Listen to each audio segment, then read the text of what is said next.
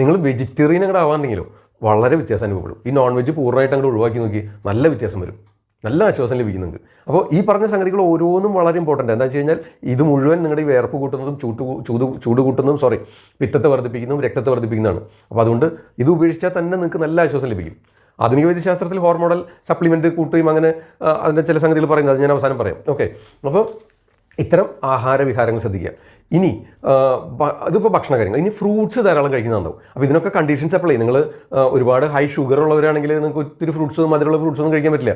അപ്പോൾ അങ്ങനെയുള്ളവർ മോഡറേറ്റ്ലി നല്ല വെൽ റൈപ്പറ്റ് നല്ല മധുരം വരുന്നതിന് മുമ്പുള്ള അവസ്ഥയിൽ ഫ്രൂട്ട്സ് കഴിക്കാൻ നോക്കുക. മനസ്സിലായല്ലോ? അപ്പോൾ എല്ലാ പഴങ്ങളും പ്രത്യേകിച്ച് ചെറുപഴം, മുന്തിരി, വാട്ടർമെലൻ ഇതൊക്കെ തണുപ്പാണ്. അതുപോലെ കുക്കുംബറൊക്കെ ഇല്ലേ, വെള്ളരിക്ക, കുമ്പളങ്ങ ഇതൊക്കെ തണുപ്പാണ്. അപ്പോൾ അതൊക്കെ ധാരാളം കഴിക്കാനായിട്ട് കറി വെച്ച് കഴിക്കാനായിട്ട് ശ്രദ്ധിക്കുക. ഒരു സംഭാരം കുടിക്കാം. സംഭാരം തണുപ്പാണ്.